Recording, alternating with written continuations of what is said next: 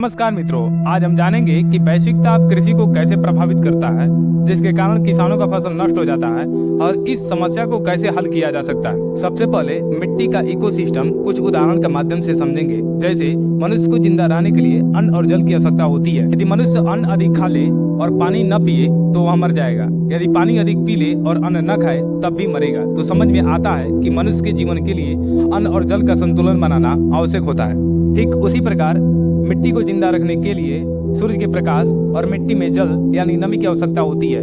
जल और ताप के अनुकूल स्थिति में ही वनस्पति का पोषण होता है। अब प्रश्न आता है कि पौधा का पोषण कैसे होता है।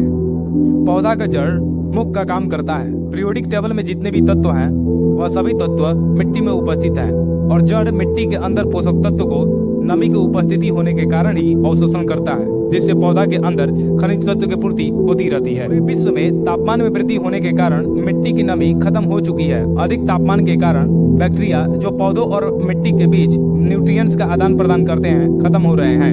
नमी की अनुपस्थिति के कारण पौधा के जड़ों में खनिज तत्वों का अवशोषण नहीं हो रहा है, जिसके कारण यदि फसल होते भी है तो उसमें अनाज का दाना नहीं होता है।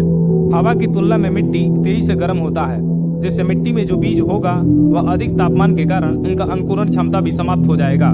जलवायु परिवर्तन के कारण समय पर वर्षा भी नहीं होगा। इसके कारण पूरे विश्व में खाद्यान्न की कमी हो जाएगा और पूरे विश्व की अर्थव्यवस्था प्रभावित होगी।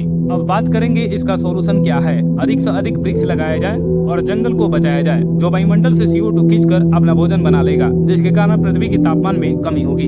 अधिक मात्रा में पौधों के पत्तियों से वाष्पोत्सर्जन होगा, जिसके कारण वर्षा भी होगा। ग्राउंड वाटर से लेकर फसल, मिट्टी के स्वास्थ्य सब कुछ संतुलित हो जाएगा। धन्यवाद।